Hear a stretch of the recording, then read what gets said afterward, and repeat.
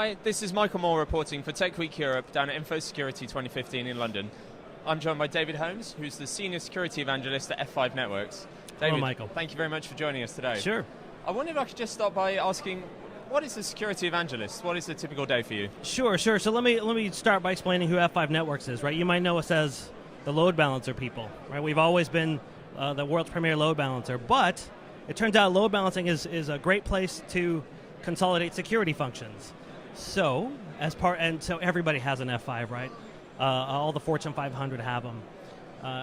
So I end up going around talking to the security teams for all the Fortune 500, talking about here are the security functions you could fold into the load balancer. I'll also attend hacker conferences like Hack in the Box last week in Amsterdam, and then I'll take that information that I learned there, show the customers, hey, here's how they're going to attack you next year. Okay, great. So we're obviously down here at InfoSec and talking about all the latest news. I believe F5 is talking a lot about DDoS attacks this year, which you've described as an ever-evolving threat. So do you want to talk about that a little bit? So that's one of my specialties, is distributed denial of service. And there's two types of attackers. The important thing to know is there's two types of attackers. The first are sort of like blackmailing thugs.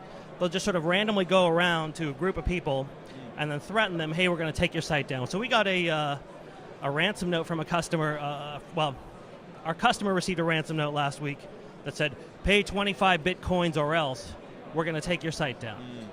Right, and the attackers were running a 1-hour attack against that customer right at that very time, just to show they were serious. And it's interesting that that Bitcoin is sort of the currency of crime used for these attacks. But anyway, these people, this particular type of attacker, they might be doing this to 100 people at a time.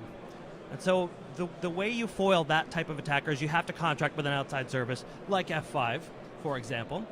You sign an agreement with us, and then if you get attacked, we'll absorb all of that traffic and then just send you the clean traffic, right?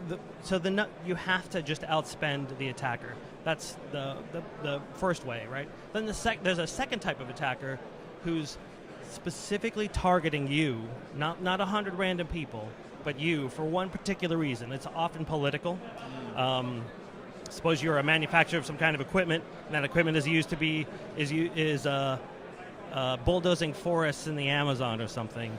You might not realize it, but you're a political target at that point. So they're very focused on you, and they won't just go away if you contract with somebody else. And so typically what they'll do is they'll find like a little nook and cranny inside your specific application or your website, and they'll focus on that. So for example, if you had, say, 5 megabyte PDF files that some idiot in marketing left all over the website, they'll spot those, they'll do an initial reconnaissance, and then they'll start an SSL connection and ask for one of those 100 times a second. I've seen hackers who can build, in a single 1,500 byte packet, request an object like that 7 times.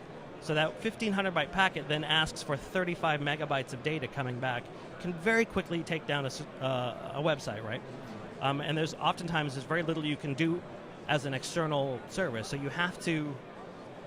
there are things you can do, though, that's important. And I'll mention just two. One is this fascinating idea of attacking yourself first, right? Okay, so do you want to talk about that, yeah?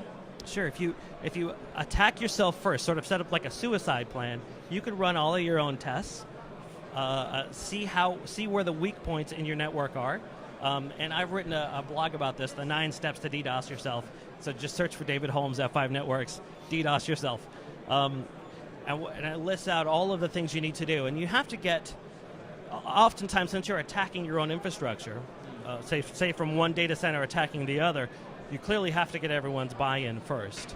And that can be done as long as you frame it correctly. And I do talk about that in my blog as well. And then the second thing is, if you have an F5 load balancer, there's like 50 things you can do, little knobs you can tune here and there to sort of foil those attacks. And that's listed in a best practices document that we have as well.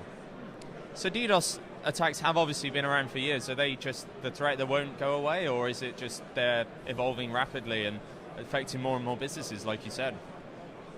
You're right, they have been around forever. And in the States, we consider DDoS a very serious crime. And I was talking with a young lady she was doing it as a political protest back in 2011. Anyway, she didn't hide her source address or anything. She was just a college student. She was caught and is facing 15 years in prison. Wow. And a $250,000 fine. However, I was just in France. In France, I believe they're trying to make it freedom of speech, a protected form of speech, like a protest. So my point of that is there isn't really a consensus around the world on how bad of a crime is this. And until that happens, I think it's sort of a free-for-all. And you'll always have those sort of blackmailing thug gangs who just go around basically just collecting money. Because a lot of people will pay that $6,000 or the 25 Bitcoins just to keep their site up. So there's going to be a lot of that. And then there'll always be people who are politically angry about something. So I guess sort of the bad news is it's probably going to be with us for a long, long time. It does go in cycles, though. Like you'll see a lot of activity one year, then it'll cool off, and everyone will be thinking, hey, are DDoS attacks done? And then boom, it's really heavy for another 6 months. Okay, so in terms of other kind of cycles, we're obviously down at InfoSec 2015. What are you expected to be some of the main news headlines out of the show, and how do you see the threat landscape evolving over the next 12 years? That's a great question, and if you've ever been involved in security, you know the whole landscape changes periodically, and I think there's going to be a lot of consolidation, and I think we're all looking at our customers seeing what's your spend going to be like this year. Here is the big thing. You might have heard it here first.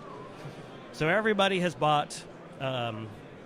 Administrators are worried about their users going out to the internet, bringing back malware and such.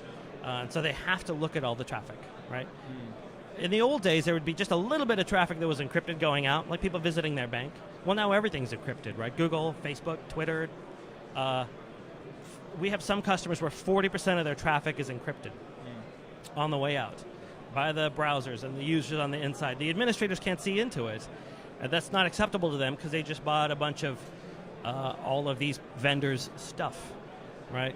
So everybody's wondering, how can I decrypt that traffic to look at it before it goes out, right? And they're looking to F5 because we do a lot of the world's SSL to decrypt it, pass it through, say, a next-generation firewall or a data loss prevention device, and then re-encrypt it on the way out. So that's what everyone's going to be. That's what everyone was talking about last year. That's what everybody wants to buy this year. Literally half of my conversations are, how do we solve this? So I think that's going to be the big thing, and you might not quite see people trying to sell to it right now because it's a really hard problem to solve. But I think by next year, hopefully you'll see a lot of F5 selling that solution. Great. Well, thanks very much for joining us. You heard it here first. You heard it first. So thank you very much to David from F5 Networks. I've been Michael Moore for TechWeek Europe.